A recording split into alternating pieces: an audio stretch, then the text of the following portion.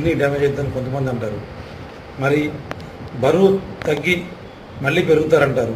ఇట్లా రకరకాలుగా వాళ్ళ ఒపీనియన్స్ని వాళ్ళు షేర్ చేస్తుంటారు సోషల్ మీడియాలో.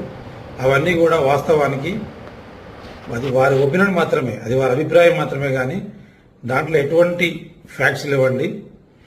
నిజానికి హెర్బల్ లైఫ్ అనేది అసలు మెడిసినే కాదు. ఇది ఓన్లీ ఒక good nutrition, low calorie and లో జిఐ కలిగిన ఒక బెస్ట్ ఒక పౌష్టికాహారం.